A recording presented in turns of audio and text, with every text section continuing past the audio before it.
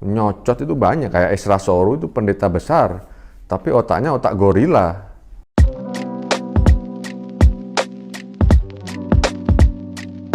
Assalamualaikum, selamat datang kembali di channel ini guys. Barengan sama saya, Luis Prasetyo di sini kita akan bahas kembali untuk meluruskan statement-statement yang keliru tentang kekristenan.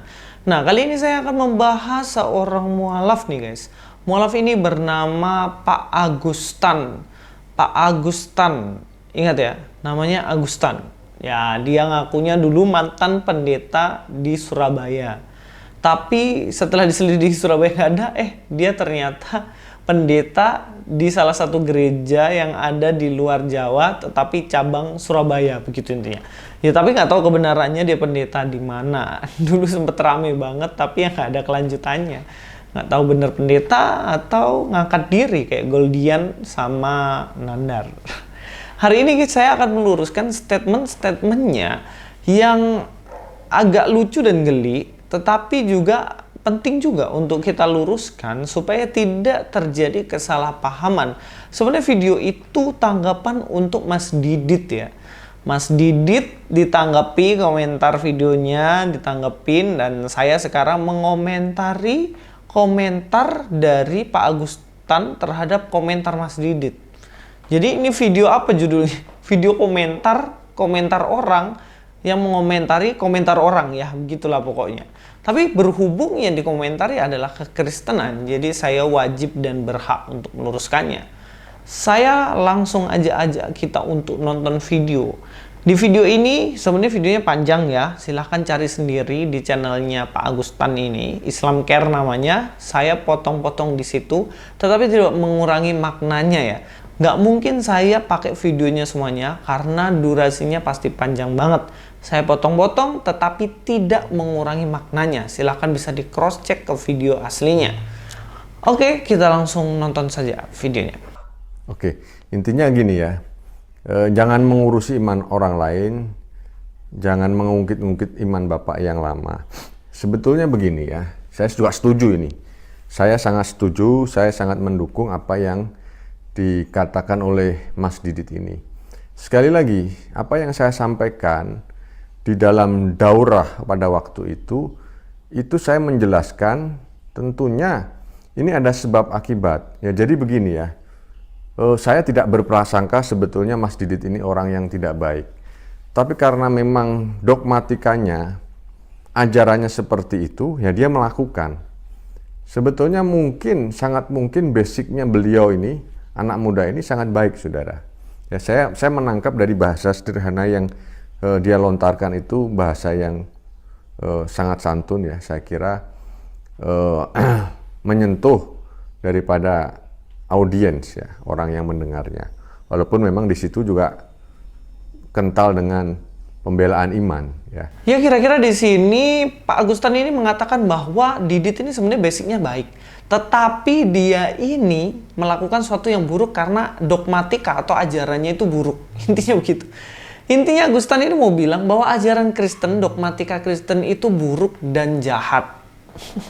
Saya harus komentari dulu yang pertama ini guys. Sebenarnya kalau dibilang ajaran Kristen itu keliru, ajaran Kristen itu mengajarkan sesuatu yang buruk dan jahat, ini jelas tuduhan yang nggak mendasar sama sekali.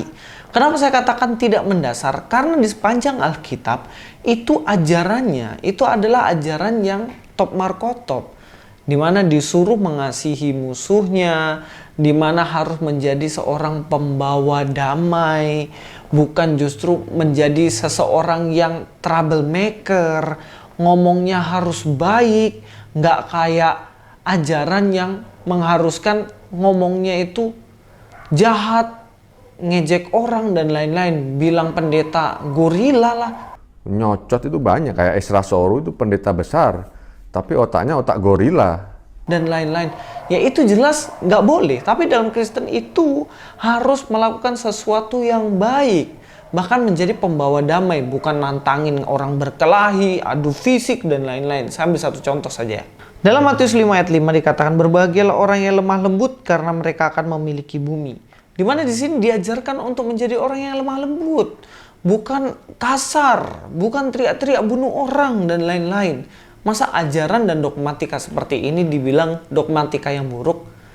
Berarti jika Anda menentang ajaran yang demikian, berarti menurut Anda yang baik adalah kebalikannya. Mungkin dibalik gini ya, berbahagialah orang yang kasar karena mereka akan memiliki bumi. Mungkin gitu ya. Tapi jelas ya, bahwa ajaran Kristen itu nggak bisa dipungkiri lagi. Bahwa ajarannya begitu spesial. Kita akan melanjutkan tonton part dari video ini ya, karena ada beberapa statementnya yang memang saya harus komentari. Tapi sesungguhnya apa yang saya sampaikan ini tidak ujuk-ujuk ya, karena justru kami ini mengalami flying victim gitu loh, Mas Didit ya. Kalau kami tidak menyampaikan itu, bagaimana pertanggungjawaban kami sebagai seorang Muslim atas ya penyelewengan-penyelewengan iman? Di situ dia mengatakan flying victim. Sebenarnya saya mau koreksi sedikit di sini. Kalau kemarin kan Goldian flying victim, tapi nggak ngerti maksudnya itu Goldian itu. Nah sekarang dia ngerti maksudnya flying victim itu seperti apa kalau Pak Agustan ini. Tapi dia nggak ngerti nyebutin, Win. Dia bilang flying victim. Victim itu kan korban. Kalau playing victim memainkan diri seakan-akan dia korban. Tapi kalau Pak Agustan ini ngomongnya flying victim, atau maksudnya itu korbannya diterbangkan, menerbangkan korban, atau korban penerbangan. Nggak ngerti juga saya. Flying victim, guys. Nah, ini sedikit koreksi supaya teman-teman nggak salah istilah. Sebenarnya bukan flying victim, tetapi playing victim. Karena ini adalah dua hal yang berbeda. Karena kalau Anda mengatakan flying victim ya, saya pikir Anda sebagai korban lagi terbang. Entah naik layang-layang kah, entah naik helikopter lah, nggak ngerti sampai situ. Kita lanjut lagi ya. Ya, karena sekali lagi sebetulnya yang korban itu kami. Gitu loh Mas Didit, yang korban itu kami. Ya kan? Sejak pengangkatan Yesus ya kurang lebih 1700-an tahun yang lalu lah kurang lebihnya sebagai Tuhan. Amanat agung ini kan begitu berjalan dengan luar biasa. Makanya sekali lagi dengan adanya daurah-daurah cara kristologi dan islamologi, apologetika, dogmatika, critical text, apapun lah namanya, sebetulnya itu ada hubungan kental dengan apa yang dikatakan oleh Bible. Jadikanlah semua bangsa muridku, hendaklah engkau menjadi saksiku mulai dari Yerusalem dan lain sebagainya dan lain sebagainya. Sekali lagi, kalau kita melihat konteks ini ya, Abang Didit yang tampan, yang baik hati, seharusnya ini nggak tahu ya, apakah apakah Anda menyadari atau tidak. Kalau saya dulu seperti Anda, saya tidak menyadari itu kebenaran. Padahal ini sebuah pelanggaran besar. Kami ini korban. Bagaimana pihak-pihak kami Muslim dimurtadkan, dipengaruhi, dicuci otak supaya pindah imannya. Sehingga muncullah apa yang dikatakan tentang daurah, ya, tentang kajian-kajian kristologi, apologetika, dan lain sebagainya.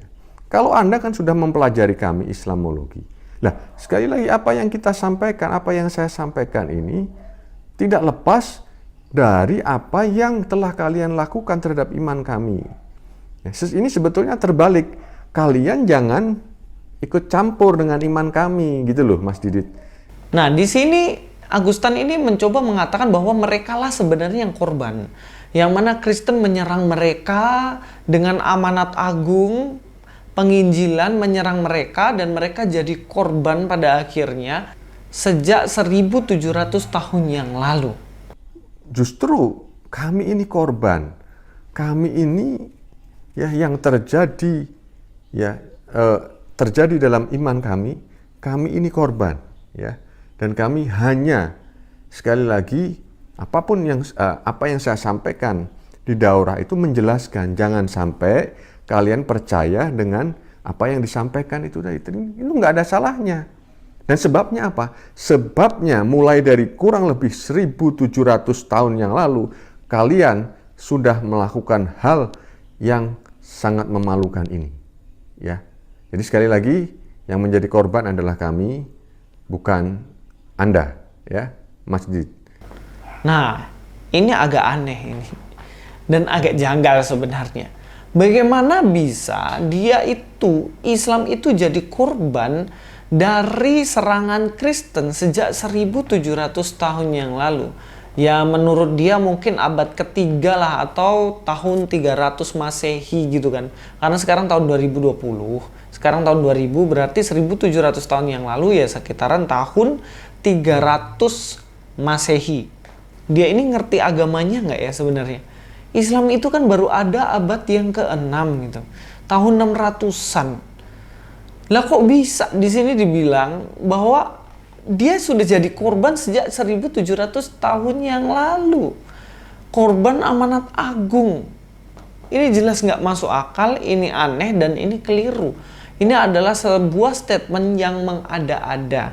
Oke lah kalau bilang jadi korban sejak 1400 tahun yang lalu, 1300 tahun yang lalu, ya oke lah, oke gitu. Karena Islam pada waktu itu udah ada. Tapi kalau 1700 tahun, please deh, di situ belum ada Islam. Amanat agung udah ada gitu.